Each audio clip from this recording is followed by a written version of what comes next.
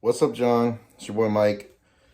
Here today, I'm going to do a video about Super Nintendo and talk about the launch of the Super Nintendo and one of the ways that I like to collect, which is the launch of a system.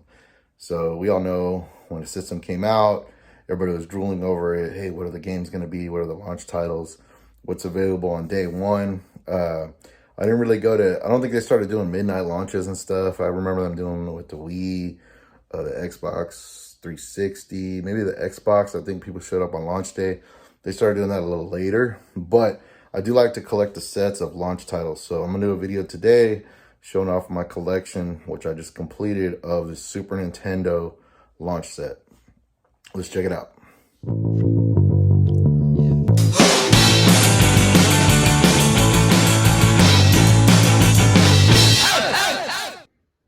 All right, so check it out. This is a launch edition Super Nintendo Entertainment System. So I don't want to take it out of the box right now, but I will talk about it, and it's more easy to show on the back of the box here. But so the main difference on these is that the screenshots are all Super Mario World. So if you have one that has screenshots with like Play Action Football and some of the other games available, that was a later version.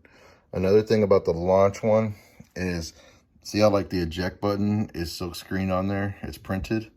And then this is like a later Super Nintendo, and it has the kind of pressed in there, molded on there, as well as the original controllers are going to have the L and R silk screen. So that's how you know you have a launch Super Nintendo. So this came out on day one with Super Mario World packed in. So that was the way that the system came out. And there was 4 games available at launch for the United States. All right. So I'm going to show off, I got a complete in-box collection of them. So we got Pilot Wings. This is an awesome game.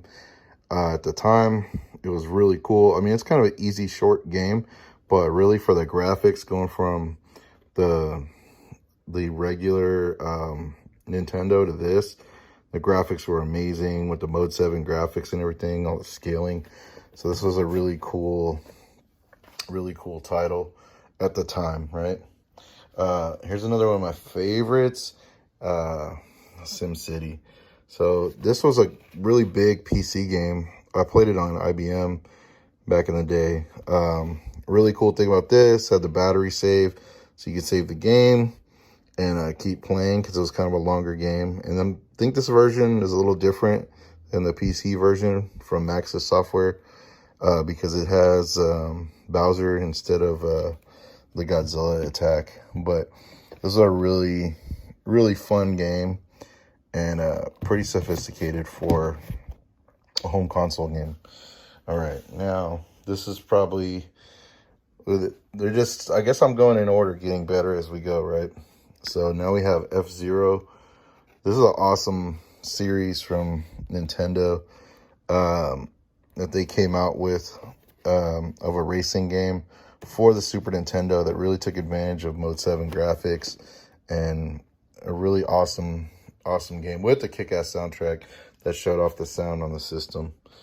And then the last launch game here is Gradius 3. This was the only third-party game that was available at launch. These other 3 were published by Nintendo, and then Gradius 3 was published by Konami. Obviously, sequel to the side-scrolling shooter game. Amazing game with the side-scrolling shooter genre. So there's 5 games at launch: Super Mario World, Gradius 3, SimCity, Pilot Wings, and F-Zero. So that's the launch of the Super Nintendo set. You can go get a black box Super Mario World. I've had one before.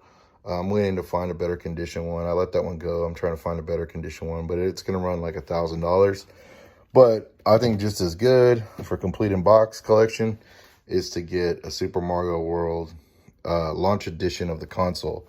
To me, is cooler, and it's a lot cheaper. These are about around like $300 versus like close to 800 or 1,000 for a black box Super Mario World right now.